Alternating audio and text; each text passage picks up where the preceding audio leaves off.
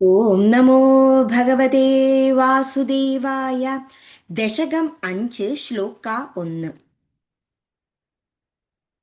വ്യക്ത്യാ അവ്യക്തം ഇദം ന കിഞ്ചിത് അഭവത് പ്രാക് പ്രകൃത പ്രക്ഷയേ മായായാം ഗുണസാമ്യരുദ്ധ വികൃതൗ ത്വൈ ആഗതായാം ലയം നോ മൃത്യുഃ ച തദാ അമൃതം ച സമഭൂത് നഹ ജ്ഞാനഃ ന രാത്രേഃ സ്ഥിതിഃ തത്ര ഏകഃ ത്വം അശിഷ്യതാ കില പര ആനന്ദ പ്രകാശാത്മന.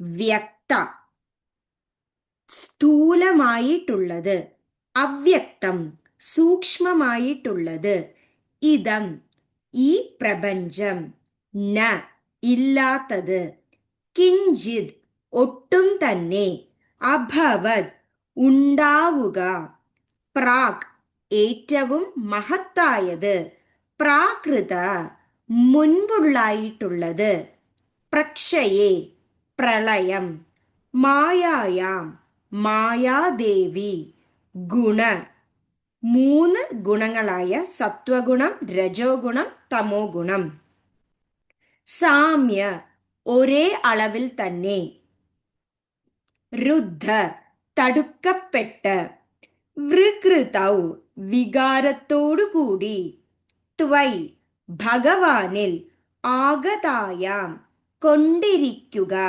ലയം ലയിച്ചിരിക്കുക, നോ ഇല്ലാത്തത്, മൃത്യുഹു മരണം, ച ഏറ്റവും, തഥാ ഭഗവാൻ, അമൃതം മോക്ഷം മുക്തി എന്ന ആ ഒരു മഹത്തായ അനുഗ്രഹം, ച കൂടി, സമഭൂത് ബന്ധനം, ന ഇല്ലാത്തത്, അഹ്നഹ പകൽ വെളിച്ചം, ന ഇല്ലാത്തത്, രാത്രേഹേ രാത്രിയിൽ, സ്ഥിതിഹി സ്ഥിതി ചെയ്യുന്നത്, തത്ര ഭഗവാനിൽ, ഏകഹ ഏകനായിട്ട്, ത്വം ആകട്ടെ, അശിഷ്യത ആരും കൂടെ ഇല്ലാത്ത അവസ്ഥ, കില അവശേഷിച്ച്, പരാനന്ദ ഏറ്റവും ആനന്ദത്തോടുകൂടി,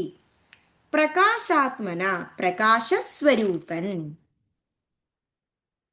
വ്യക്താവ്യക്തമിദം ന കിഞ്ചിദഭവത് പ്രാക് പ്രാകൃത പ്രക്ഷയേ മായായാം ഗുണസാമ്യരുദ്ധ വികൃതൗ ത്വയ്യാഗതായാം ലയം നോ മൃത്യുശ്ച തദാമൃതം ച സമഭൂത് നാഹ്നോ ന രാത്രേ സ്ഥിതിഃ തത്രൈകസ്ത്വമശിഷ്യതാ കില പരാനന്ദ പ്രകാശാത്മനാ. സ്ഥൂലവും സൂക്ഷ്മവും ആയിട്ടുള്ള ഏതൊരു സൃഷ്ടിയാണോ ഈ പ്രപഞ്ചത്തിൽ നടക്കുന്നത്, അതിന് വളരെ മുൻപ് തന്നെ, ഈ മായാദേവി ഉണ്ടാകുന്നതിന് മുമ്പ് തന്നെ, സത്വം രജസ് തമസ് ഒരേ അളവിൽ തന്നെ, ഒരു സ്വഭാവത്തോടു കൂടി, വികാരത്തോടു കൂടി ഭഗവാനിൽ ലയിച്ചു കൊണ്ട് ഇരിക്കുന്ന ഒരു അവസ്ഥയായിരുന്നു ഓരോ യുഗത്തിൻ്റെ മുൻപ്. അതിനുശേഷം സൃഷ്ടികർമ്മങ്ങൾ നടന്നതിന് ശേഷം ഏതൊരു യുഗമാണോ അവസാനിക്കുന്നത്, ആ സമയത്ത് എല്ലാ സൃഷ്ടികളെയും നശിപ്പിച്ചുകൊണ്ട് അത് ഭഗവാനിൽ തന്നെ തിരിച്ച് ലയിക്കുന്നു. അങ്ങനെ ഈ സംസാരത്തിൽ ജനനവും മരണവും എല്ലാം ആ ഭഗവാന്റെ നിയോഗത്തോടു കൂടിയാണ് നടക്കുന്നത്. അങ്ങനെ ഭഗവാനിൽ മോക്ഷം ലഭിക്കുകയും ഈ പ്രപഞ്ച ബന്ധനത്തിൽ നിന്നും ഇല്ലാതാവുകയും ചെയ്യുവാൻ വേണ്ടിയാണ് ഓരോ സംസാരത്തിലുള്ള സൃഷ്ടിയും ശ്രമിക്കേണ്ടത്.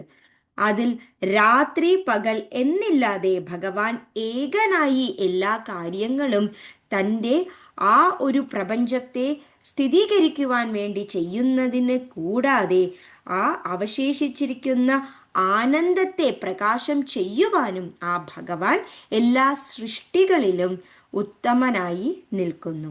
ഇതാണ് ഈ ശ്ലോകത്തിൽ പ്രതിപാദിക്കുന്നത്. ഓം നമോ ഭഗവതേ വാസുദേവായ.